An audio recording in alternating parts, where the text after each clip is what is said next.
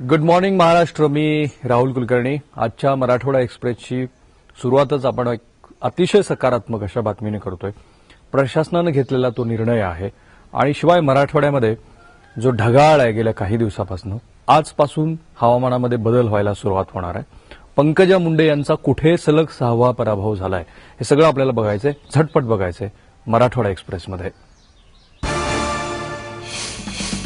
तुळजापूरची आई तुळजाभवानी ही महाराष्ट्राची कुलस्वामिनी आहे, परंतु तिच्या दरबारामध्ये व्हीआयपी आणि सर्वसामान्य नागरिक असा भेदाभेद होता.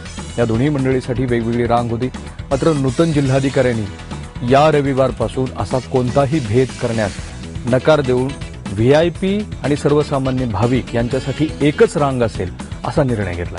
खरं म्हणजे सर्वोच्च न्यायालयाने सांगितल्यानंतर देवीच्या दरबारामध्ये असा भेद होऊ नये अशी अपेक्षा होती. हा निर्णय येऊन सुद्धा 3 वर्षे झालेली होती, परंतु तुळजाभवानी मंदिरामध्ये व्हीआयपीसाठी वेगळी रांग असायची आणि व्हीआयपी आल्यानंतर सर्वसामान्य भाविक तासन तास रांगेमध्ये तिष्ठत उभारलेले असायचे.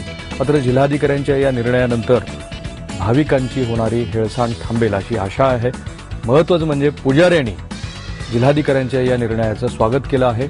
या कालावधीमध्ये नवदाम्पत्य ज्यांचं आत्ताच लग्न झालेलं आहे ते तुळजाभवानीच्या दरबारामध्ये वावर जत्रेसाठी येत असतात.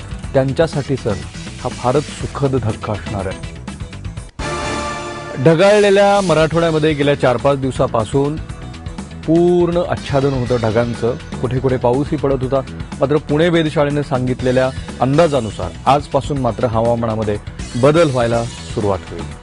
शक्यता ही आहे की हवामानात बदल झाल्यामुळे आकाश निरभ्र राहील, वातावरण जसं उन्हाळ्यात असतं तसं होईल आणि त्यामुळं तापमानामध्ये किंचितशी वाढ होऊ शकते. गेल्या 4 दिवसामध्ये सुद्धा मराठवाड्यातल्या औरंगाबाद, नांदेड, परभणी या सर्व शहरातलं तापमान हे 40 अंश सेल्सिअस असं नोंदवलं गेलंय.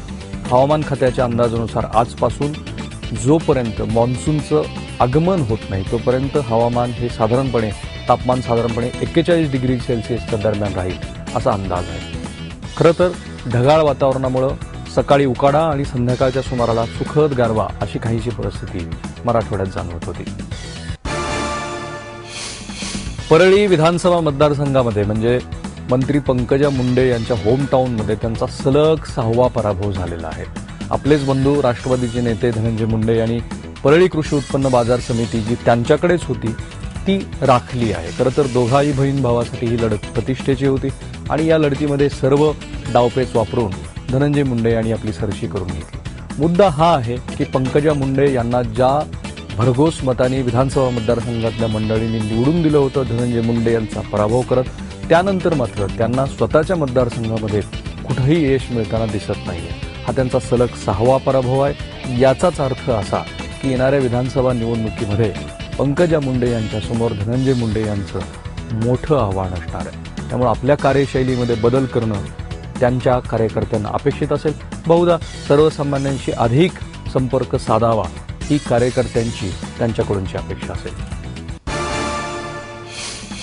हिंगोली कृषी उत्पन्न बाजार समिती जी की मराठवाड्यातल्या काही महत्वाच्या आणि मोठ्या बाजार समितीपैकी एक आहे, तिथल्या बाजार समितीतले शेतकरी जे तूर घेऊन आलेले ते अद्याप तिष्ठत उभे आहेत. म्हणजे राज्य सरकारनं वेळोवेळी जाहीर करून सुद्धा तूर त्यांची खरेदी होत नाहीये. अशी परिस्थिती आहे की मुख्यमंत्र्यांनी केंद्र सरकारला साकडं घातल्यानंतर 31 मे पर्यंतच्या तुरीची आवक बाजारपेठेत सुरू झाली आहे आणि या तुरीच्या खरेदी संदर्भातला कोणताही आदेश राज्य सरकारनं बाजार समित्यांना दिलेला नसल्यामुळं शेतकरी या बाजार समितीमध्ये तूर घेऊन बसलेले आहेत आणि बाजार समिती ती तूर खरेदी करत नाही. अशी विचित्र कोंडी होऊन बसली आहे. मराठवाड्याच्या उर्वरित बाजार समितीमध्ये सुद्धा कुठे बारदाना नाहीये तर कुठं ग्रेडर नाहीये, म्हणून तूर खरेदी अतिशय संथ गतीने सुरू आहे.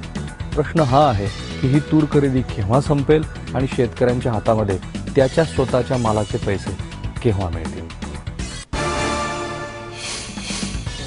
जालना जिल्ह्यातल्या वडीगोत्री गावाजवळ काल रात्री एक गुन्हा घडलाय. गेवराई म्हणजे बीड जिल्ह्यातल्या गेवराई इथून शेतकऱ्याचे 350 पोती हरभरा भरून एक ट्रक चालक नागपूरच्या दिशेने निघालेला होता.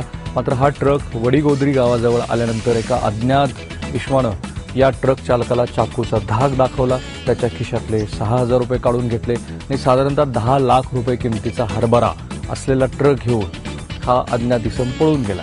पण ज्या संशयास्पद पद्धतीनं हा सगळा गुन्हा घडलाय ते पाहता पोलिसांना ट्रक चालकावरती सुद्धा संशय आहे. 350 पोती हरभऱ्याची घेऊन हा ट्रक कुठे निघाला असेल याचा आता तपास पोलीस करतात. प्रधानमंत्र्यांचं स्वच्छ भारत मिशन उस्मानाबाद जिल्ह्यातल्या 13 ग्रामपंचायतीनं भलतंच गांभीर्याने घेतलंय. या ग्रामपंचायतीनं आपल्या गावातल्या हद्दीतल्या 1113 ग्रामस्थांना की ज्यांना वारंवार सूचना देऊन सुद्धा त्यांनी आपल्या घराच्या समोर परिसरात शौचालय बांधलेलं नव्हतं, अशा सर्व ग्रामस्थांचं रेशनचं धान्य बंद करण्याचा निर्णय घेतलाय. कालपासून या निर्णयाची अंमलबजावणी सुरू झाली.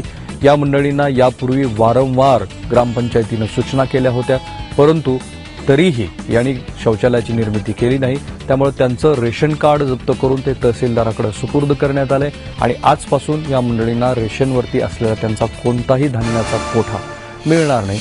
बहुधा अशा निर्णयाची अंमलबजावणी करणारी राज्यातली 13 ही ग्रामपंचायत पहिली असावी.